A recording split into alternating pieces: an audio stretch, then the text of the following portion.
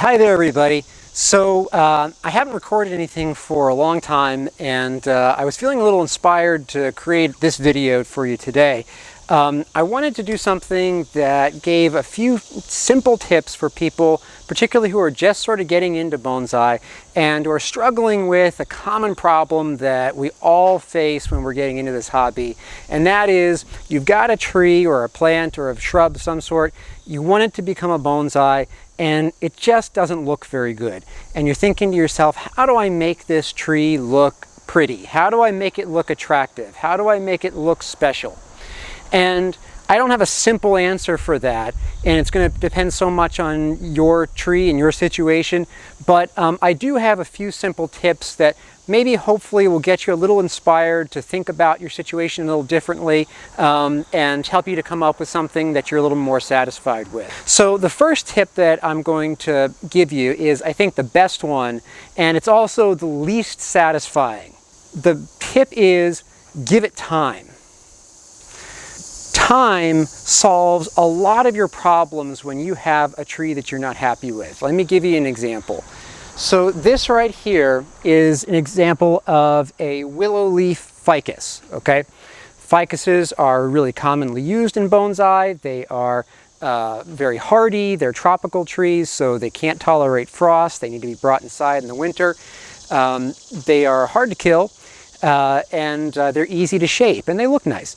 So they're commonly used. This one is a tree that I've had for, I'm guessing about nearly 20 years at this point. And it was given to me for free. I got this at a bonsai club, and the person who was giving it away, I could tell why they wanted to give it away. Try to imagine this tree. Originally it was about, the trunk was only about that tall when I started it, and at the top of the trunk was simply a pom-pom of green foliage. So you had a single straight trunk, and then ending at the top abruptly and turning into a pom-pom, just a big ball of green branches. There was no real structure to it. It didn't really look like a tree. It looked like a giant green lollipop, basically. So it had a lot of problems. And the task for me was how to make that look like a tree, look like a bonsai, look like something old and something that has character and is attractive. And, you know, so like I said, I've had this for a really long time. It's still not even really near exactly quite what I want it to be. It still has a lot of problems to it, but it's also a lot better than it was when I got it a long time ago. You can see that the pom-pom shape is gone. Over the years, what I have done is encouraged one of the main branches to develop into a lead. So that's sort of a main line for the trunk, the lead. And this lead has been developed here. It now has a bit of a taper to it. So the trunk is thicker towards the bottom and then tapers towards the top here. That's one of the improvements. It used to have really big, huge aerial roots that are common to ficuses, but the aerial roots in this case were really disproportionately big to the size of the trunk. It looked really bizarre. So over the years, one of the things I've been focused on is actually cutting back the roots systematically. You have to be careful when you do this so you don't kill the tree. But every year or so, I would remove a large section of root and then encourage smaller roots to form from what had been a giant, big honking root. And so I've been trying to develop a more natural looking kind of root style here. That's another change that I've been working on, and all of this has taken time. Like I said, I've had this tree for many, many years, and there was no quick solution to the problems that it had when I first got it. Time does two things for you. One, it allows for many of the flaws that a tree is going to have to to fix themselves because, like, let's say the trunk is too thin and that's your complaint about it. Well, over time the trunk will thicken. Maybe your problem is that it doesn't have enough branches and it looks sort of spindly. Well, over time you can encourage more branchification so that you get denser foliage pads. That's a solution from time. The other thing that time does for us is that it may force us to reconsider our whole design for the tree at some point. So you may have a tree like, let's say you've got a pom-pom on a stick, and if I just let that go and I didn't do anything else to it, so I just kept that pom-pom and just maybe, I don't know, planted it in the ground or something, let it grow free for a few years, eventually what would happen would be that the tree would start to develop different characteristics. It would grow out of that pom-pom shape, and certain branches would grow stronger than other branches, and the root system would change. Things would change. And at some point, it would change enough that I could go back to it and look at it and go like, huh, okay, it no longer looks quite like a pom-pom on a stick. I don't know exactly what it looks like instead because we're talking hypothetically here, but because of time going by, it presents new opportunities for us to reassess the design of the tree and go back and say, now I can see a potential shape to this tree where before I just couldn't see it. It was just in too bad a shape, it was too weird, whatever, it had flaws. But now I can start to see something because over the years, a shape starts to emerge, a design starts to emerge, and that gives you something to work with. So time fixes a lot of the problems that we have with trees. The problem, of course, is that human beings are prone to make decisions and to think in terms of short-term consequences. We want immediate gratification. And bonsai is a hobby that is all about delayed gratification. It's all about patience and time. And unfortunately, that's not very satisfying for many of us. So the only help I can offer there is, for many bonsai enthusiasts, I think what you'll find, tends to be true, is that we're regular human beings like everybody else. We like instant gratification too. And one of the ways in which we get that is by having a large collection of trees. So if you have a lot of plants to work with, then you've always got something going on. So if you've got dozens of trees, then there's going to be some tree that needs something. Maybe it needs pruning, maybe it needs to be repotted, maybe it needs to be redesigned, whatever. But you've got a large collection, so there's always things going on. And that's how bonsai enthusiasts, in my experience, tend to deal with the patience problem of this hobby. Now I'm going to move on to tip number 2. So tip number 2 is reassess the front of your tree. One of the main design flaws that people tend to experience is that it really comes from the fact that they have chosen the wrong side to be the front of the tree. And what do I mean by the front of the tree? And obviously there's no label on a tree that says front and another side that says back. The front of the tree is simply the side of the tree that looks best to you. That's basically the best I can tell you. Now, we know certain things that tend to look better in the front of a tree. For example, a good front tends to be wider in the front, and then the side tends to be narrower on the sides. The front tends to have a lot of foliage, whereas the back might look a little more sparse.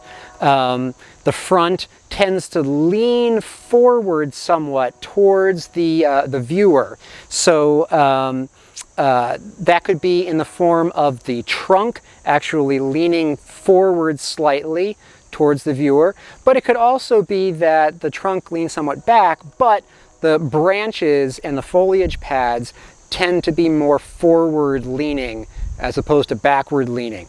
So it just tends to look better when the front of your tree is sort of moving towards the viewer in some way. It helps to feel like you're engaging with the tree a little bit more rather than it sort of leaning away from you. The example I want to show you first is this one. So if you go back on my feed, I did do a video about this problematic juniper tree a while back.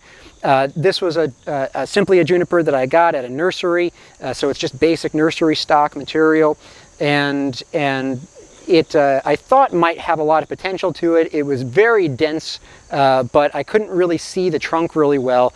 And when I pruned it and started being able to see it better, I realized that the trunk really was not going to be very good for bonsai, and that's because of it has some flaws here. So what you can see here is that the trunk is quite thin, and this tends to be true of this kind of juniper. They tend to have a hard time developing thick, wide trunks at the base, and that's just characteristic of the species, but some are worse than others. And this one just has not only a fairly thin trunk, but then it also had a whole lot of branches at this point up here, this juncture, and that caused what we call an inverse taper.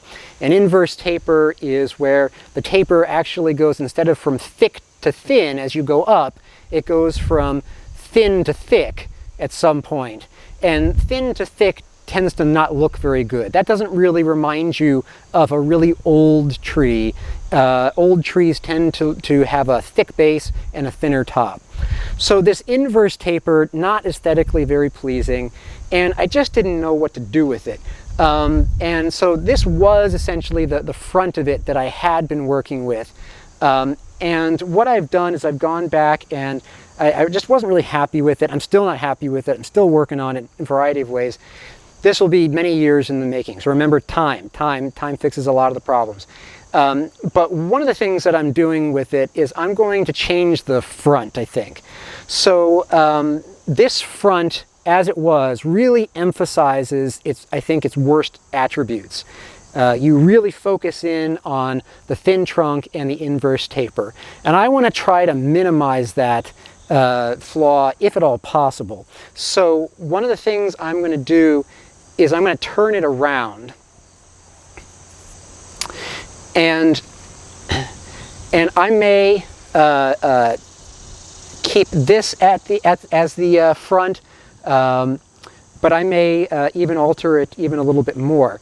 And from this angle, I think you can sort of see, I hope it's clear, but from this angle, the trunk just becomes a little less obvious, because the main trunk right here moves away from the viewer as opposed to moving towards the viewer.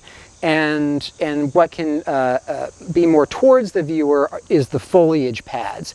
And the foliage is the tree's better attribute. So that's what I want to try to focus attention on.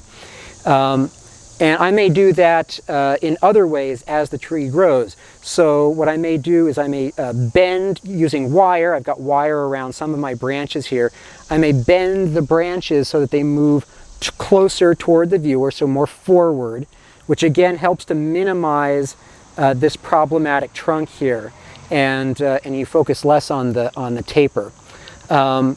So that's an example of reassessing the front and hopefully coming up with a better design just by turning your tree around. You know, sometimes it can be helpful to have a turntable like this, rotating turntable, so that you can turn your tree around easily, look at it from different angles, and consider what looks the best. Now, I'm going to use this tree again for another tip example. And this next tip is go with it. So what do I mean by go with it? Well, so this tree has problems, as I mentioned, and one of the problems was that it had that really hard angle right there at that juncture where all the branches were. So it had this very hard angle. It's almost a 90-degree angle right there, and trees just don't generally have a lot of 90-degree angles, and 90-degree angles don't usually look very attractive in a tree. Generally, you want softer angles than that. They look more natural. So what do I do with it? Because I can't fix that. Like, okay, so over time, remember the time tip, over time, the thickness of the branches may change sufficiently such that the angle starts to look different over time. But that's going to be years, and it may never happen. Trunks are hard to change. And so what do I do with that in the case of this tree? So what I would say is sometimes the best thing to do, if you've got a flaw that you can't change, is to just go with it, as opposed to trying to fight it and trying to change it into something that's just going to be too difficult to do realistically.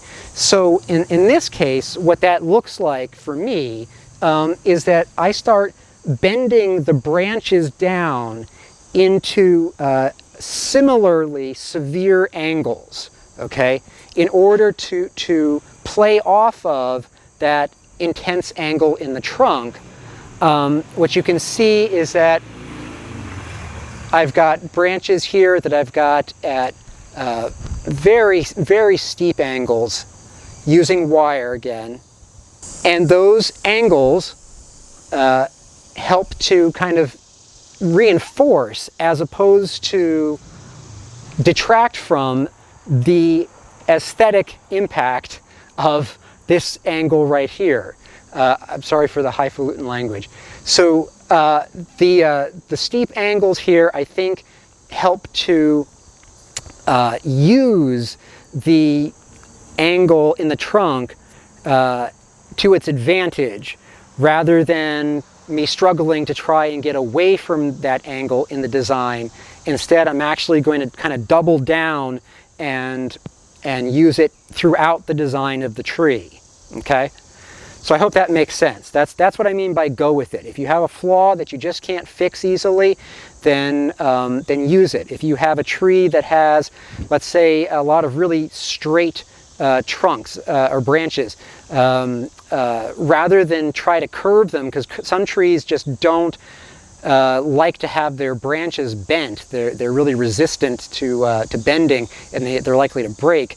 Let's say that's your problem. All the branches in the trunk are too straight. Then instead of trying to fight that and trying to create bends that the tree just won't make, instead go with it and make a design that uses a lot of straight branches in its design. And let me give you another example while I'm thinking about it. So this is a boxwood. The boxwood I got a couple of years ago, and I actually featured this in a video a while back too.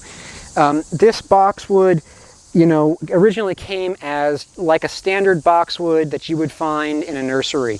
It was just a dense, you know, kind of oval shape of foliage, very densely leafed. That's typical of landscape boxwoods. And I couldn't really see what was beneath the leaves because it was just so dense, like topiary. And in the video that I showed you, I think I showed pruning this back most of the way to where it is now, although I've done more work since then. And as I pruned it back, what I found was that I got to a place where I was stuck. Normally when you design a bonsai, you're trying to find a single trunk to be your main trunk. Usually bonsai are single trunk trees. But in this case, I got to this point where I was left with these two trunks here, and I didn't want to get rid of one of them.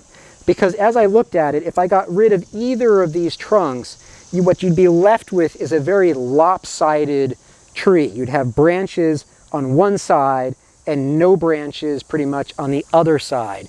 And that would look really weird. So using the principle of go with it, rather than fight the problem of having two trunks that are lopsided and having to pick one, instead I decided to keep both of the trunks that were here. And I'm developing this as a two-trunk style tree. So I'm instead using the symmetry of the two trunks, the fact that it has two, and then the symmetry in the way that the branches are fairly equally spaced as they go up the tree. There are branches sort of on either side at the same junctures. as it goes up. Rather than fight that symmetry, I'm actually using it and making a tree that is more symmetrical on both sides. Now, symmetry tends to be a quality that we tend to avoid in bonsai design because, again, in nature, mature trees aren't typically very symmetrical. They are when they're young. You'll see a lot of symmetry in branches and leaves, but as trees mature, they become more diversified. As branches die and they are shaped differently, they just become more different as they age. But in this case, I felt like trying to fight that was going to be a losing battle on my part.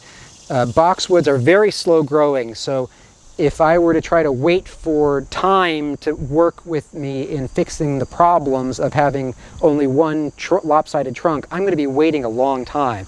So instead, I'm going with what I've been given. And in order to create a little less symmetry, in order to create a little more variation, what I'm starting to do is I'm wiring the branches and I'm altering their position relative to each other. So like I might move this branch a little more forward, this one a little more backward, creating a little more variation in space from front to back in the branch positions, rather than trying to change, where the branches are positioned. I'm changing their position relative to each other and creating a little more depth to the tree. That's the idea, at least. So there's another example of go with it.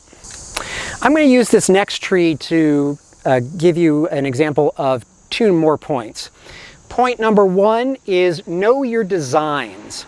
There are about, a dozen or so different bonsai style designs, basic template designs of how trees tend to be shaped in bonsai.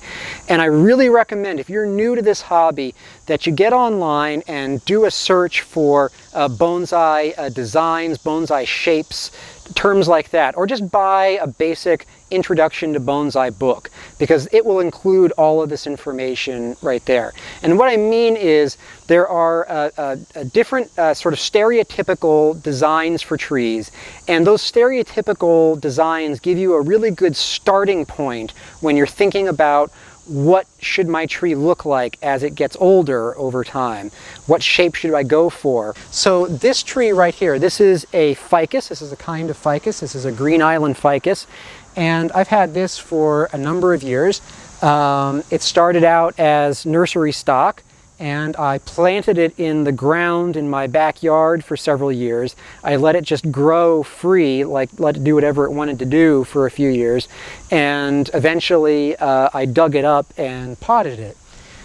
This is an example of what we would call an informal upright style. The informal part of that term comes from the fact that the trunk leans. So a formal upright tree would be a tree that grows straight up, perpendicular to the ground. An informal tree is going to be leaning. An upright style obviously means that the tree is upright. The direction of the tree moves upward. Some designs of trees may be what we call like a cascade style, where the tree, instead of moving up, actually drapes downward from the level of the pot or the ground and cascades downward. So most bonsai are going to be an informal upright style. That's a really popular style, and it's one that trees tend to naturally form. I also wanted to use this tree to use it as an example of another tip, which is reconsider the pot. A lot of people have pots that don't really complement their tree, and that can cause problems aesthetically. So when you look at your tree and you think like, I don't like it, I don't quite know why, one of the things to consider might be that you've got a pot that's mismatched for that tree. So as an example of that, in the case of this ficus, I used to have this ficus in a big rectangular pot, and the more I looked at it, the more I thought, it just doesn't look right. And I realized that the problem was that the rectangularness of the pot that it was in just didn't work with the shape of this tree. So I wound up replacing it with this pot, and if I can show it to you a little better, you can see this is an oval size pot. And not only is it oval shaped, but it's also got these little round bumps decoratively all around it too that further emphasize roundness. And I like this pot a lot better for this particular tree because the roundness of the pot mimics or plays off of, emphasizes the ovalness of the leaves in this particular ficus, right? So it's emphasizing one of the tree's best attributes, and that's why I like this particular pot. Let me give you another example. Sometimes you'll find pots that are colored, sometimes you'll find pots that are brown. Speaking generally, we prefer to put our evergreens in pots that are brown colored, and we tend to prefer putting our trees that have flowers, flowering trees, fruiting trees, into pots that are colored. Now this is just a generality, you don't have to do it this way, but the reason is because if you have a tree that has bright flowers at some time of the year, then that's going to be one of that tree's best attributes, the colorfulness of the flowers. And so it's nice to have a pot at that time that emphasizes that is also colorful and magnifies the colorfulness of the tree. On the other hand, when we're talking about pines and spruces, other evergreens, they don't flower in a showy sense. What their best attribute is their green needles, and oftentimes the trunk. Pines and evergreens often have very interesting, craggy, textured trunks to them that draw a lot of attention. And so how do you emphasize that and not detract from it? Well, you do that with a more neutral colored pot, a brown or a dark or maybe a black kind of pot, but not something that's really bright and colorful, like a bright blue, or probably even a green, a green pot with green needles on the tree may seem like it sort of draws away attention from the greenness of the needles instead of giving it more emphasis. So, I mean, a lot of this depends on your eye and whatever you think works best. I'm just talking in generalities here. The point being that if you're stuck and you're like, I don't know what's wrong with this tree, the design I like, but there's something about it I don't like, take a look at the pot and think about whether it's really matching the style that you're going for. If you have a very angular kind of design to your tree, then maybe that's going to go better with a rectangular shaped pot, right? If you have a style for your tree that is amenable to a taller pot, so like a cascading style to your bonsai that goes downward like that, something like that, you're probably going to want a tall pot so that the tree cascades downward, and the tallness of the pot helps to kind of emphasize that downward direction, that slope. It accommodates it, as opposed to a shallow pot like this pot. So again, just something to think about. My last tip today is going to be this one. Sometimes you've got a flaw in your tree, and the best way for me to put it is the best solution is to cheat. And what do I mean by cheat? What I mean is that you may not be able to easily fix the problem, but you can kind of work around it. And let me use this tree as an example. So this is a bougainvillea. Bougainvillea are tropical shrubs that make great bonsai if you have the climate for it. They need warm temperatures year-round. They will not tolerate frost. So you have to, if you live in a frost environment, you've got to be able to bring it inside. And not only does it need to be warm, it needs a lot of sunlight in order to be really happy. If it doesn't have enough sunlight, it will drop its leaves. It probably won't kill it if you eventually can bring it back outside in the summertime, but it's not going to be happy, and it will kind of go dormant. but they're generally pretty hard to kill if you can give them their basic needs. And again, you know, heat, sunlight, moisture is what a bougainvillea likes. They tend to be very vigorous growers. You can shape them very heavily. You can wire them. You can prune the roots back pretty heavily, aggressively, and it will be perfectly happy. So anyway, this bougainvillea I've had for, I don't know, I'm thinking almost 2 decades at this point. And this is one that I got, again, as nursery stock. So it was a very small thing. I planted it in my backyard. I planted it in a pot. So the pot that it came in, I just stuck that in the ground, buried it, and waited a few years. And the reason why I left it in the pot is because that makes removing it from the ground later a lot easier. You don't have to destroy as many roots in the process of digging it up out of the ground. So I dug it out of the ground, and over the years I've been working on reducing the root size and trying to create a branch structure that works for this tree. So it has a flaw to it. It has multiple flaws to it, as most trees do, but the one that I want to focus on right here is the fact that is the branch position, okay? So this tree has a really nice trunk down here. The nabari, which is the root formations down here where the trunk meets the ground line. The nabari, I think, is quite attractive and interesting. I really like it. And then it's got this nice, thick, gnarly trunk, and it tapers up to a branch here that goes up right here, and the flaw is this branch right here that I'm covering with my hand. This branch is in the wrong location.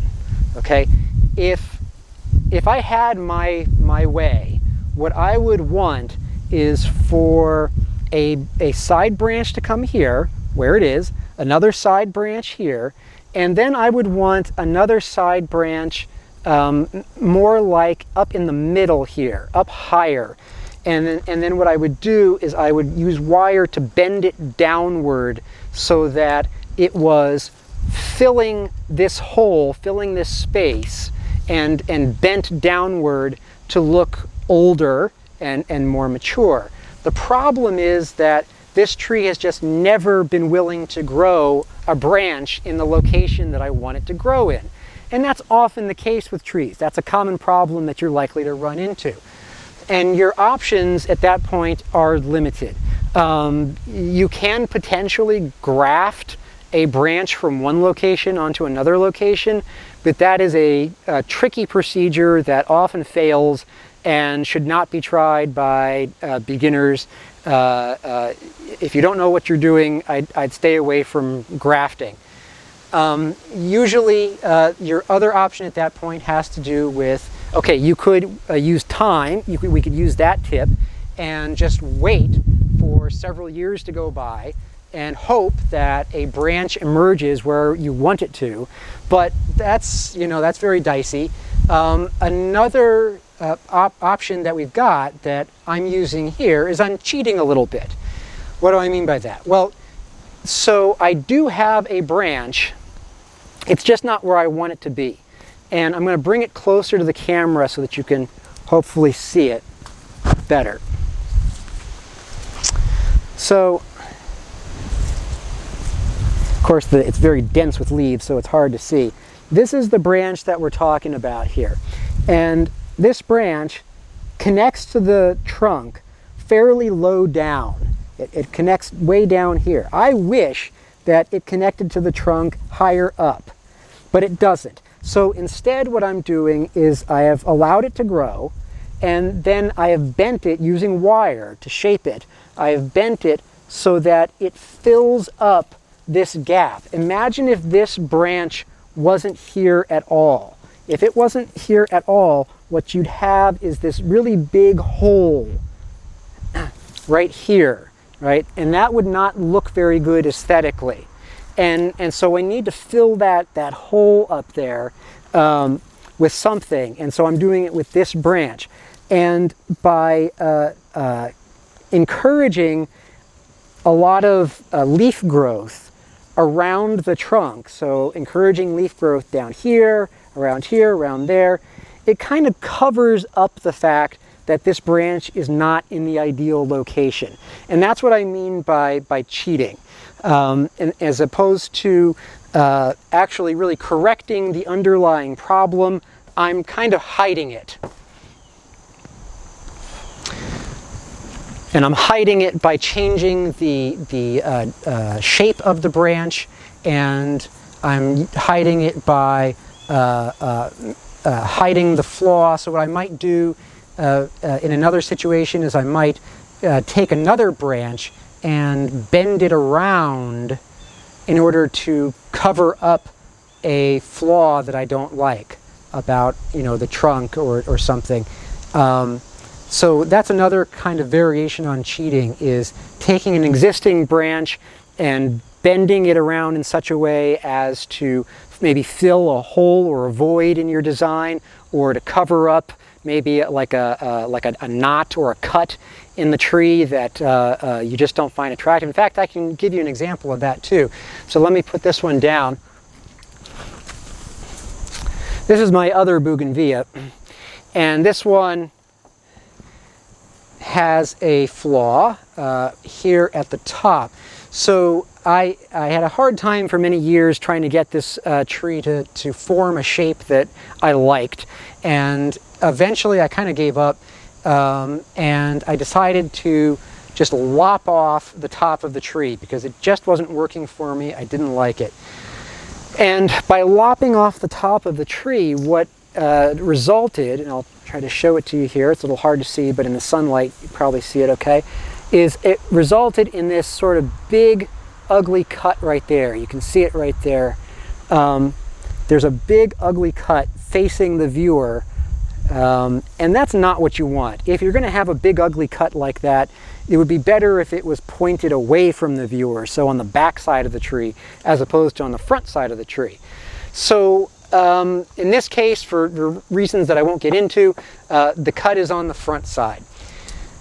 The solution for me is to, again, cheat a little bit. So I can't really fix the underlying problem of that cut. I can't make it go away. So instead what I do is I'm hiding it. I have other branches that have been growing, and I am encouraging them to grow densely, and I am encouraging their shape, sometimes with wiring, sometimes with pruning. I'm encouraging the shape of those branches to hide, to cover up that ugly cut in the trunk, okay? So I'm cheating a little bit, but that's okay. I mean, you look at the tree, and from a couple of feet back, unless you know what you're looking for, you're not going to see that big ugly cut. And over time, again, remembering time as a principle, over time what's going to happen is that some of these branches that are emerging from the cut are going to get thicker and thicker and thicker, and that's going to de-emphasize the cut itself. The cut will also start to scar over, and that will also hopefully help to de-emphasize the existence of that ugly cut, so that you just won't notice it as much. So time may also be on my side here as well. And those are the tips that I had for you today. I hope this was a useful video for you. I hope it wasn't too long. I would encourage you to give me some feedback if you have thoughts or questions about anything I've put here today. I'm not trying to do a comprehensive discussion of all the ways in which you can correct problems with trees, but I just wanted to give a few simple tips for beginners who are struggling, and I hope you like it. Thanks, and I'll see you later. Bye.